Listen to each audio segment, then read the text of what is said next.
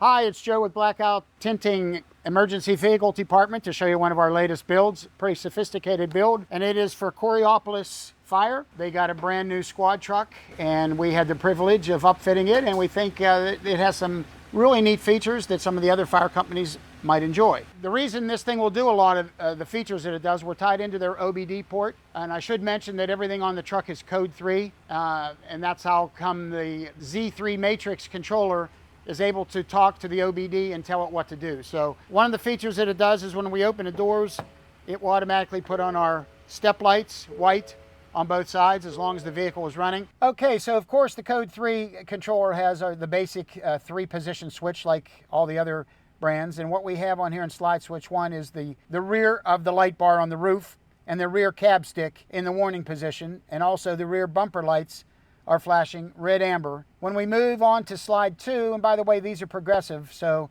they add from 1 to 2 to 3. Slide switch 2 is the full light bar, flashing a custom pattern we designed. The rear cab stick is in the warning position. The rear bumper lights are flashing red amber, synced 180 degrees out of phase. All the vehicle lights are flashing red. Front push bar light is flashing warning red white pattern. Now this is pretty interesting here. On slide position 3, it's a flashing custom pattern, once again with white, with the rear cab stick in the warning pattern, rear bumper lights flashing red amber. All vehicle lights are flashing red. Now if we move into the drive position, you'll see that the patterns change. When we put it back into the park position, they slow back down again. Okay, in the rear of the vehicle, we have our arrow stick functions, of course. So our arrow stick bar, they wanted mounted outside the cap. They didn't want it inside because of being tinted. So just to give you an idea, that's our left arrow. There's our right arrow. There's center out.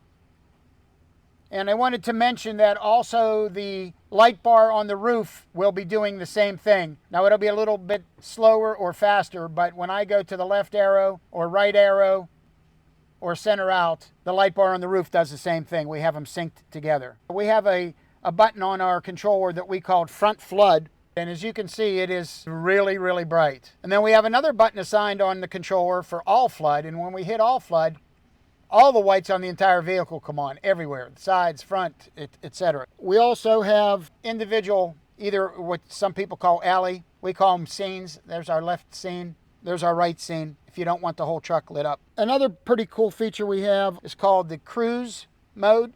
As you can see, the ends of the light bar will light 30% red and they flicker. They don't actually go all the way off. And the rear bumper lights will also light 30% solid with a slow, bright flash. We have it tied into the brakes of the vehicle. The rear of the light bar will turn solid red as well as the bumper lights. If we hit the vehicle's hazard lights, the rear of the light bar will flash amber.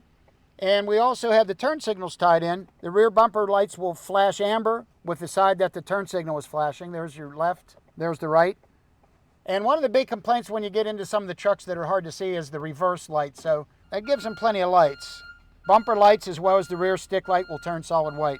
Now this fire company wanted a winch, so we have a custom bumper that is made to hold the winch, and that's mounted. It has its own separate breaker, and so do all the electronics in the vehicle has its own separate breaker. They're both under the hood. This vehicle does have dual batteries. Okay, moving to the back of the vehicle. This has a really big pull-out that goes the entire way out. Gotta watch I don't hit this other fire truck here, and it has a real high load rating, so you can put stuff on the very end and it doesn't tip or pull or anything like that. And this is one of the things that most of the firemen really, really like, instead of trying to crawl into the vehicle. Now the fire company also ordered this cap, utility boxes on the side that are lighted. Both sides are the same. We've had a lot of interest in this thing as it's been sitting here, different firemen coming in with different trucks that we upfit. Several of them are looking for squad trucks, and they really like the way this one was set up. They like the size of it. They said they can do everything they need to do with a vehicle this size. So we would highly recommend, if you're interested. We deal with a Ford dealership in the Pittsburgh area that normally will have these on stock. And we're more than happy to work with you, and they are also to work back and forth to get you set up with whatever you need.